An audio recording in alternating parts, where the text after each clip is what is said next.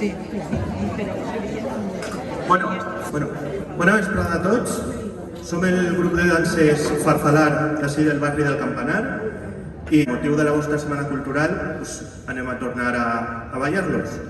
I volem oferir-vos diversos balls de folklore valencià i esperem que vos agrade. Anem a dedicar esta primera part a la... Dedicarem esta primera part de l'actuació als balls de l'estil del fandango, que són balls que ens van arribar des d'Andalusia a les terres valencianes. I també se la dedicarem a una de les diverses variants que van sorgir, que és l'estil de l'U. Començarem, el primer ball que oferirem és del poble d'Alcoi, a la zona de l'Alcoià, i és un ball del segle XIX, perquè la seva coreografia és formant un cercle en les parelles, i durant l'estribillo les parelles van rodant. Així que anem a oferir l'U d'Alcoi, o com l'anomenen en aquest poble, no sé per què, el ball de la Safanòria.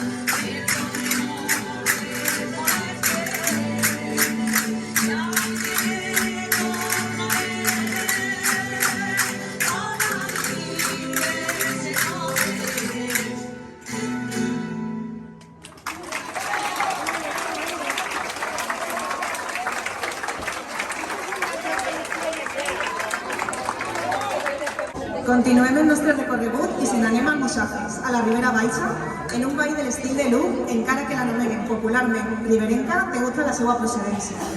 També podem trobar riberenques en el cant d'estil. Este ball conté passades elegants i vistoses i va ser recuperat pel desaparegut grup de restauració folclòrica de València a finals dels anys 90. Els oferim l'U d'Almussafes, més conegut com la Riberenca d'Almussafes.